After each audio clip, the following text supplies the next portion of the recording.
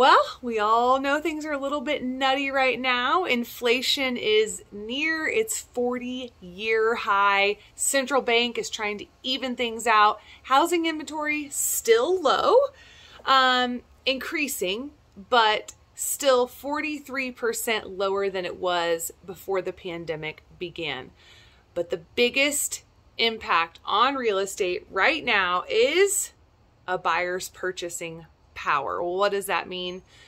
Well, the biggest player in that are interest rates. Interest rates are moving almost hourly, and sometimes the swings that the various lenders and mortgage originators are seeing out there can have a major impact on the buying power of a current house hunter. This is what I think is crazy. All right, if you secured a 30-year fixed mortgage last fall, like a year ago, September of 2021, with a 5% down payment, maybe you didn't go 20%, you went 5% down on a $350,000 mortgage, with an interest rate of 3.125. That's about where it was 1 year ago, last fall. You would have the same monthly mortgage payment as someone that just bought are you ready for this? $230,000 home at today's 6.8% interest rate. That's right.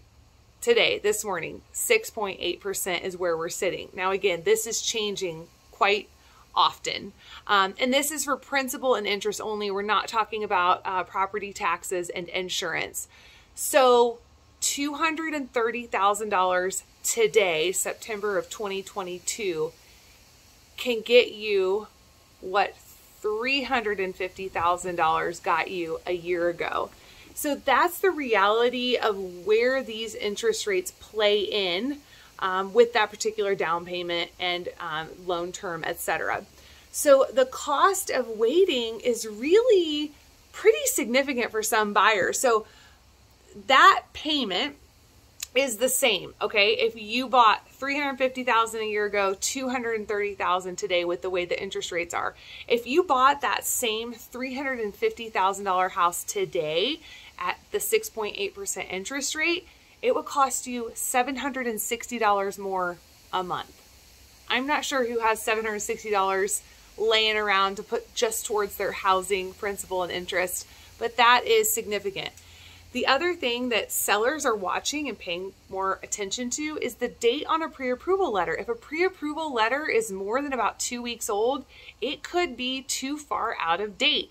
The numbers are just changing that often. All right, so what are your options? Okay, here you are, you've got to buy something, maybe, maybe not. What are your options? Okay, number one, wait till the rates go down. When's that going to happen? Who knows? We don't have a crystal ball. Nobody really knows what's going to happen with these interest rates. It looks like they're going to sneak up a little bit more before they start coming back down. So are you able to stay where you are until that happens? Number two, have you heard about an ARM? I'm not talking about this thing here, but an ARM is locked for whatever the first number is. And then what happens is what the second number indicates. So let me clarify that a little bit. A 5-1 ARM is fixed for the first 5 years, depending on the way the lender structured the loan. And there's a lot to all of this. But a 5-1 ARM might be fixed for 5 years. And then every year after that, every 1 year after that 5-1, the rate can adjust. And then there's some caps that come into play. So some people that know they're going to be moving within a 5-year period might choose to do an ARM. All right, what are your other options? How about buying an assumable loan? This only works if the house you're buying has a loan that is assumable, and those are government-backed loans. So not every loan is assumable, and you have to qualify for that. So that gets a little tricky. The other option could be to buy traditionally, just like a normal purchase, and then plan to refinance it down the road. So that is going to be probably your best option if you know your financial situation is going to be the same or better. But we, again, don't have a crystal ball on these things. So some of you are saying, well, then why would I even buy? What's the point of even looking? Why would I even buy today? Well, let me give you a couple of reasons. 3. Number 1, fewer multiple offer scenarios. The buyer pool has is shrinking a little bit.